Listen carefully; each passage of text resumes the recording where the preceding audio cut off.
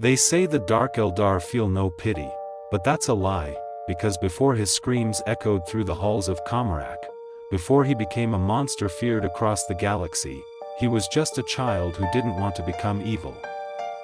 This is the story of Kaelthyr, a Drukhari born into darkness, yet haunted by a single question: what if I don't want to be like them?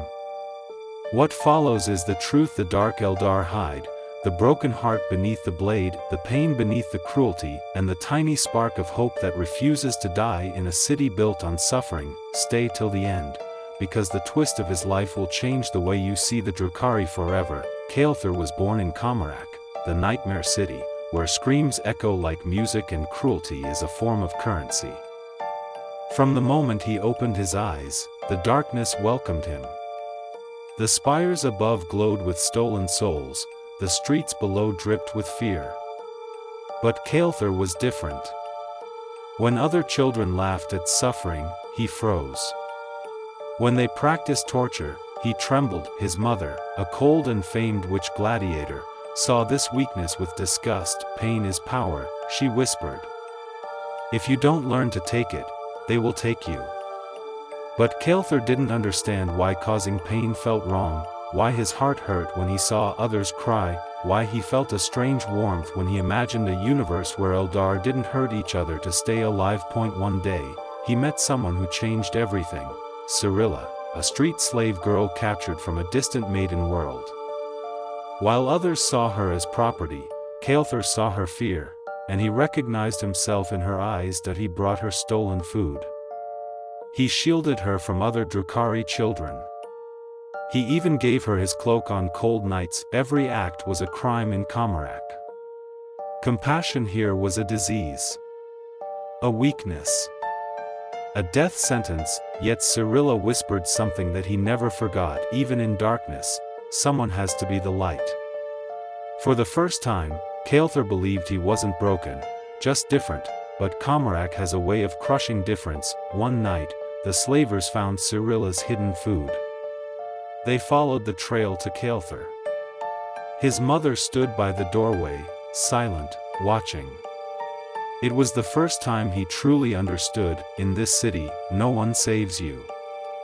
Not even family. Syrilla was taken away. Kaelthyr couldn't move, and as her scream vanished into the depths, something inside him shattered. But a small piece didn't, the piece she had lit, the piece that refused to die, and that tiny spark would change his fate. Years passed.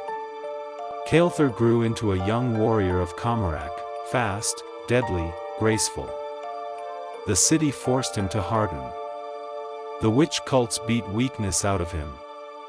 The homunculi threatened to carve fear out of his bones. That he adapted, survived, but he never became like them. At night, he hunted for whispers of Syrilla.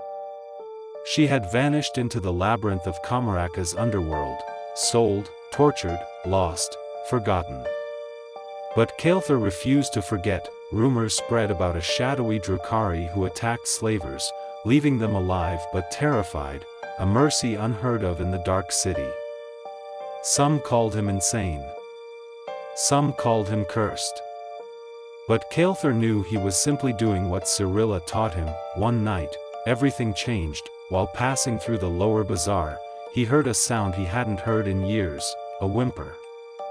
A familiar one. He followed it into an abandoned soul refinery.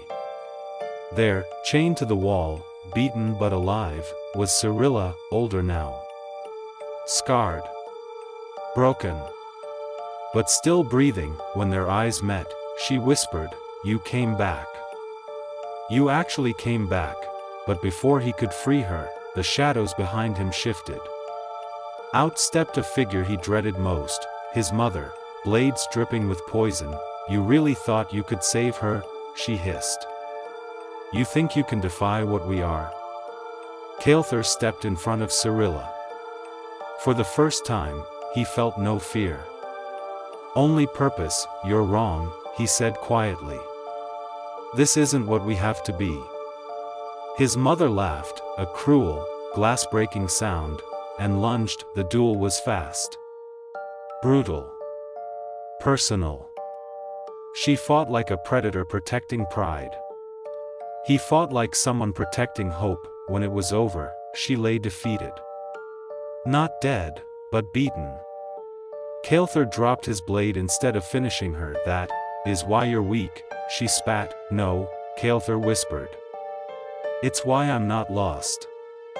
He freed Syrilla, carried her out of that hell, and walked into the abyss of Commorragh knowing he had become something unheard of, a Drukhari with a heart. A curse in this city. A miracle to anyone he saved. A spark of light in eternal darkness, and together, Kaelthyr and Syrilla began planning something impossible, escape from Commorragh itself. A choice that would change not only their lives, but the future of the Drukhari forever.